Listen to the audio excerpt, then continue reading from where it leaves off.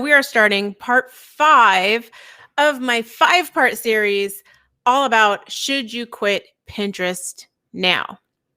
There's been a lot of talk about quitting Pinterest, a lot of negativity in the Facebook groups. I got to tell you guys, there is a light at the end of the tunnel or in the middle of the tunnel. Like, what do we call where we're at right now, right? Because it's never ending, right? Pinterest is always changing. It's always evolving. We always have more opportunities to get traffic. And I'm happy to report that in our membership, Smart Pin Pro, where we teach people, or I teach people, how to create a Pinterest traffic strategy, we had a report yesterday of somebody who's like, whoa, my numbers turned around. I'm able to report positive analytics, positive numbers, everything on the upswing for my clients. That was today, or that was yesterday, I think. And then the day before, we had another post from one of our other members where things were plugging along. And then these are both retail clients and their numbers just shot up. They also both just got verified merchant status. So if you guys have been dragging your feet on getting your verified merchant account status done, or it's been getting denied by Pinterest, go check it again, because we're seeing lots of people get approved for that. And this is if you're wanting to stay on Pinterest. So this leads me into what we're going to be talking about today. Over the last 4 days, I've gone over all the things you need to consider on whether or not it's time to quit Pinterest. So part 1 was who should quit using Pinterest now. Part 2 was what do you do if you feel like quitting, but you know that your business should be on Pinterest. You know there's benefit for you there, so you don't want to quit, but you're kind of getting pulled in that tidal wave of everybody talking about quitting and everybody getting negative. What happens is part 3. What happens if you quit Pinterest? What happens to your account? What happens to your content? What kind of results can you expect results, and what kind of results could you expect? And yesterday we did part 4, why today is actually the very best time ever going forward for you to start and to work Pinterest, to be using Pinterest. Okay, so if you haven't started, today is the best time. If you are using Pinterest and you're like, I don't know if it'll get better tomorrow, today is 100%, 1,000% going to be better than tomorrow. Today is the best time to start. So today I'm covering the next steps if you decide to quit, and the next steps if you decide to stay with Pinterest. So I'm going to jump right into it because I'm kind of long-winded. I'm very passionate about this topic. Thanks for those of you who are watching here on Instagram. Thank you for those of you watching here on Facebook and YouTube. So I want to try to keep this as brief as possible. So I'm going to jump right in. Let's talk about quitting Pinterest. What are the 5 steps that you need to take before you quit Pinterest?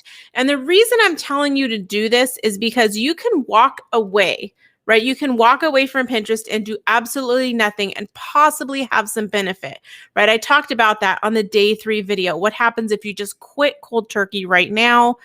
And you could possibly still get traffic.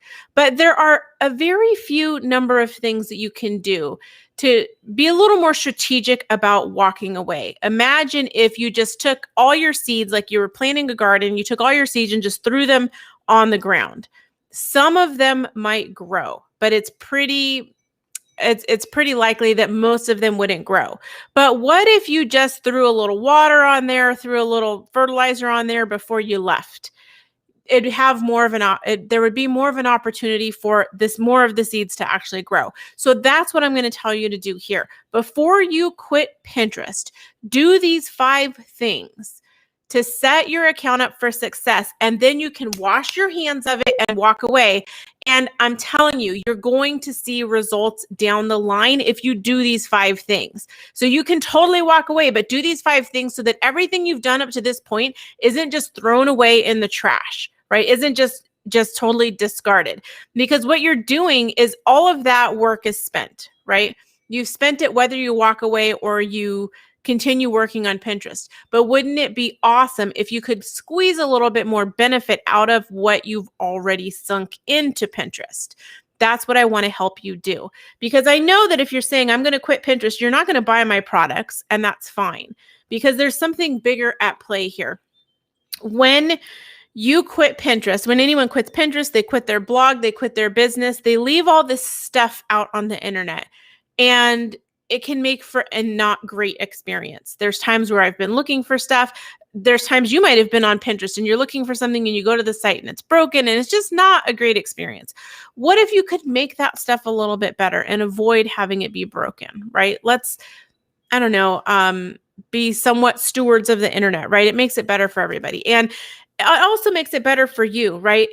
If you walked away from Pinterest or not Pinterest, oh my goodness, if you walked away from Facebook or Instagram today, it would be Deadsville in like a couple days, if not maybe a couple weeks, but you'd get like no traffic. I've done that, right? I've let my Facebook account die for one of my blogs, and I get like, 5 Facebook hits, right? It'll say like, your traffic increased 1,000%. And I've got like 14 hits from Facebook. Like it's nothing. It's nothing at all. The thing that's beautiful about Pinterest is that you can quit and you can still get traffic. It's really a beautiful thing. And if you want to learn more about that, go to my day 3 video. All right, so I'm going to jump into what these 5 steps are because they're pretty simple.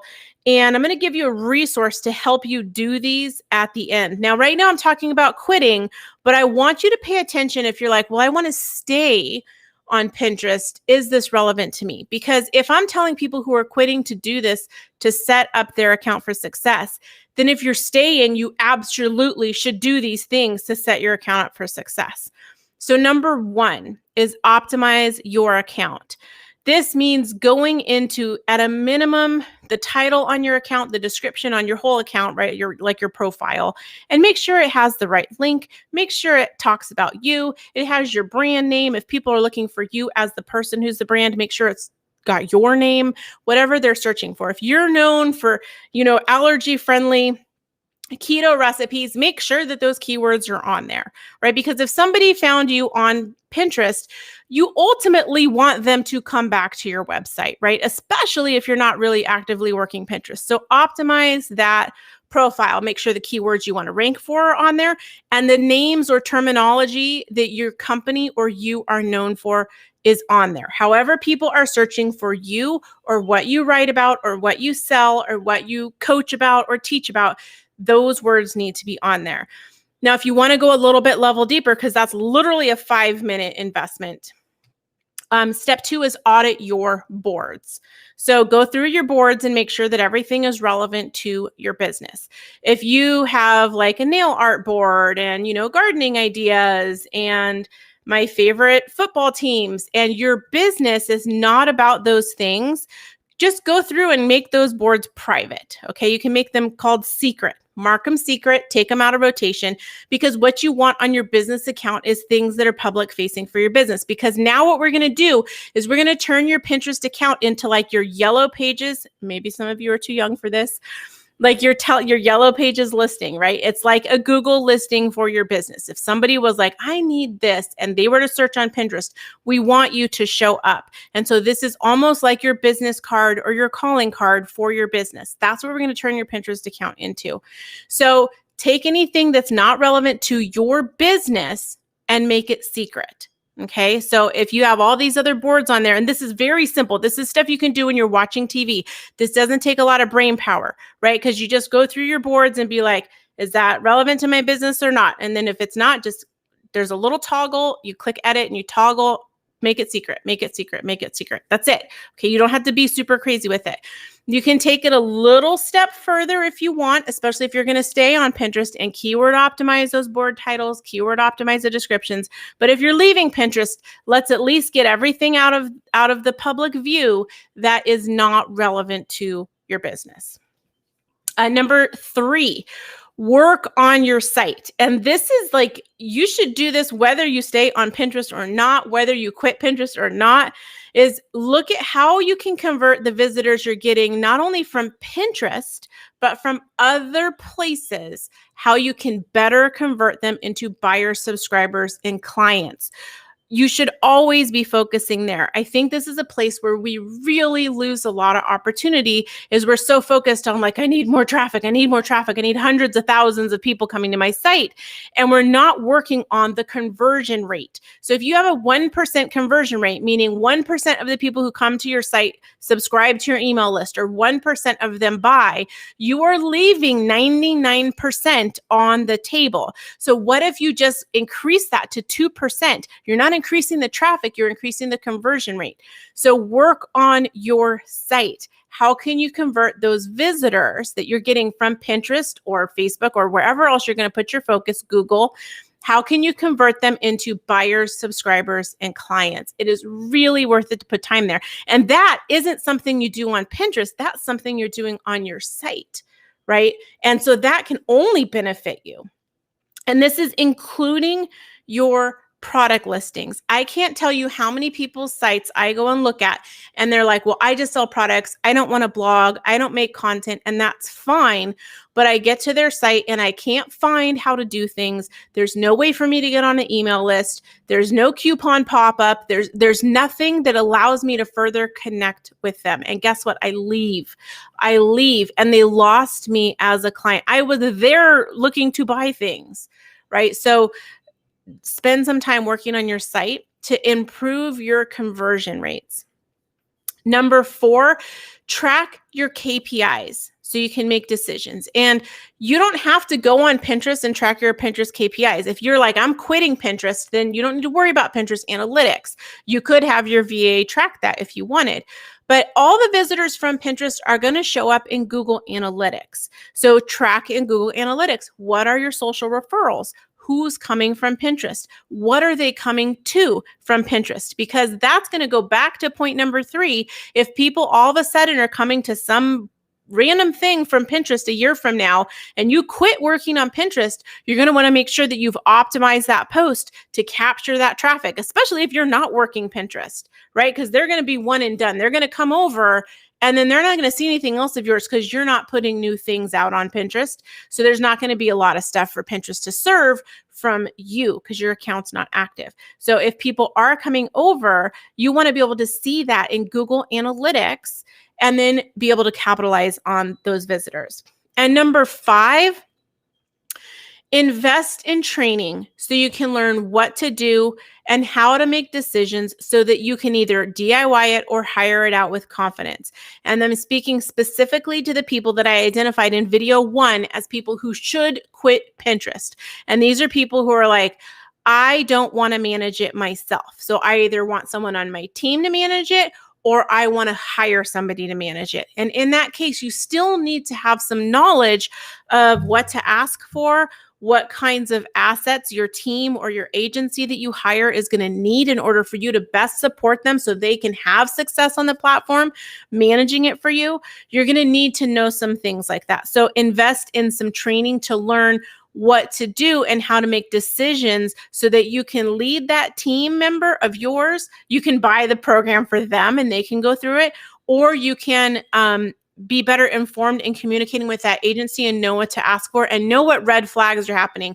Because there are people out there who are running social media for people that don't know what they're doing, or they're working on something old that used to get results and the non-results haven't quite caught up to them yet, and you don't want to be the client that they're learning on, right? So you need to come in with some knowledge of your own. So get that training, whether that's taking a program or hiring.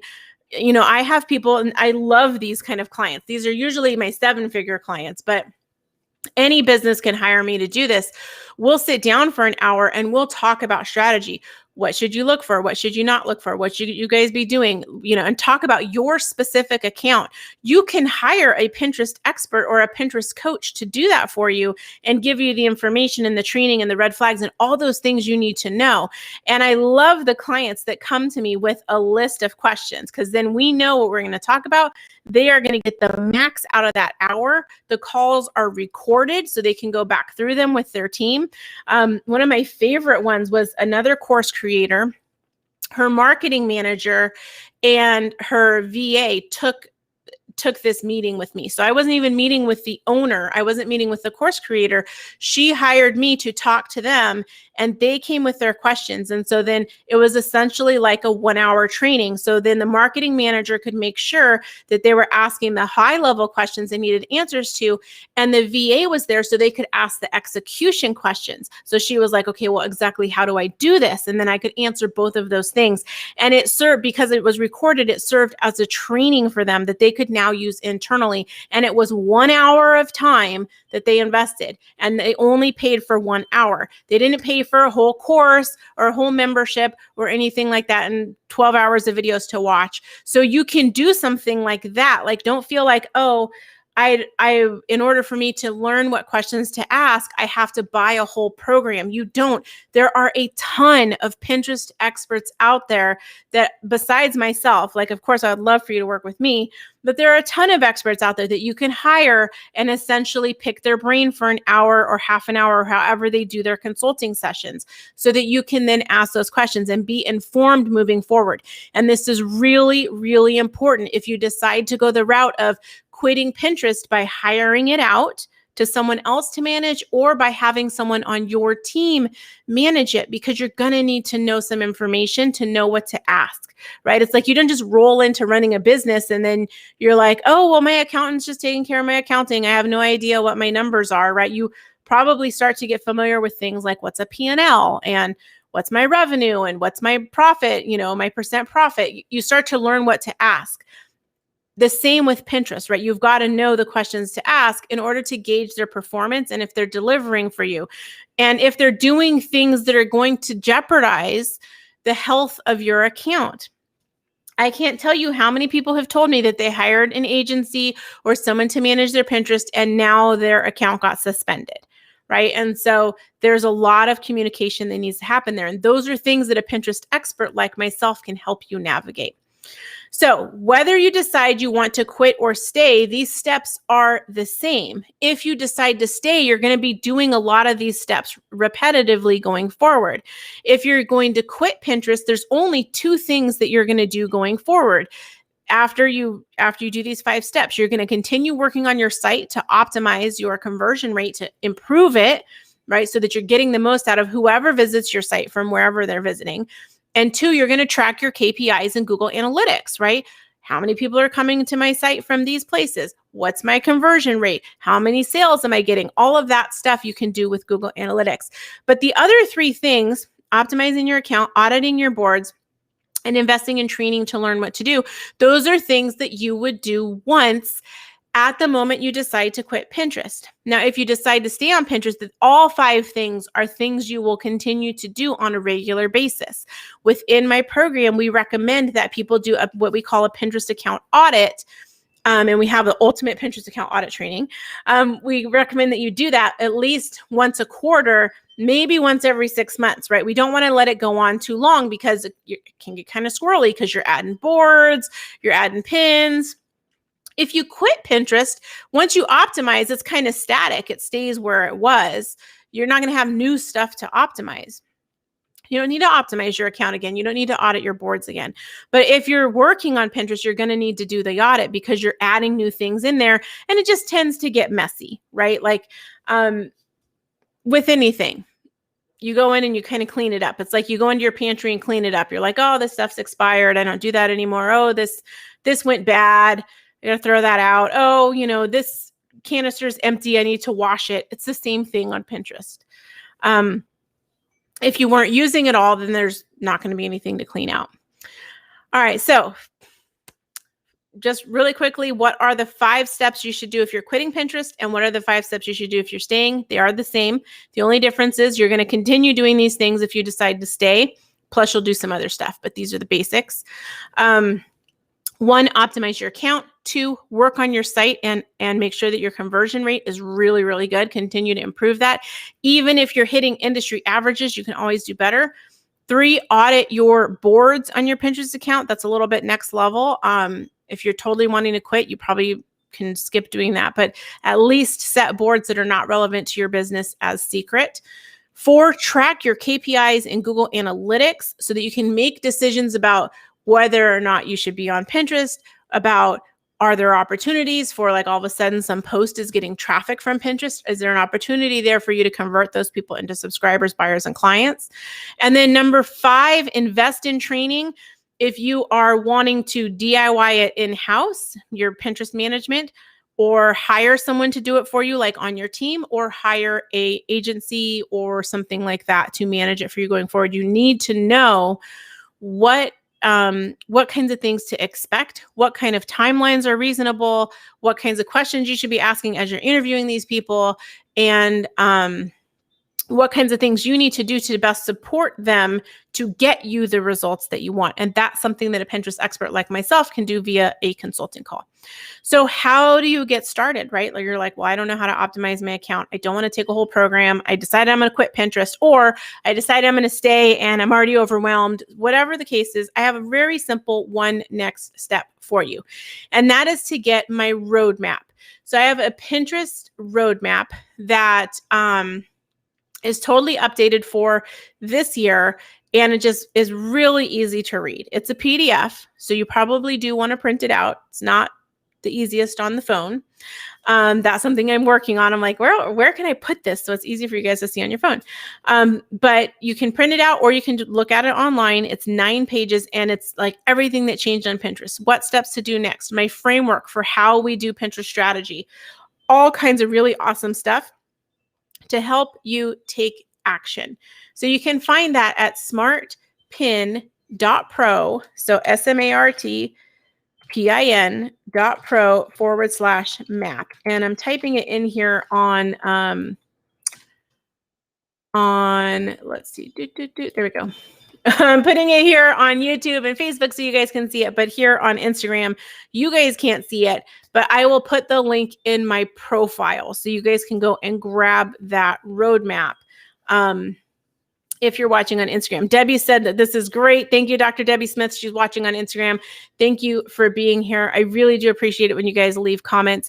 And if you guys are watching this on the replay, definitely ask me questions. I come back. I look at the notifications. I answer these questions, even if it's a year or 2 or 5. Sometimes later, I'll get comments on really old videos, and I'm like, oh my gosh, okay, well, let's answer that. So I love talking about this stuff and helping you with your business. It's a whole lot of fun sharing the things that I've learned that have given me a lot of freedom and a lot of success in my own life and my own business. I like sharing those things. It's a lot of fun, and it's a privilege that I get to be able to do that. So thank you guys for being here.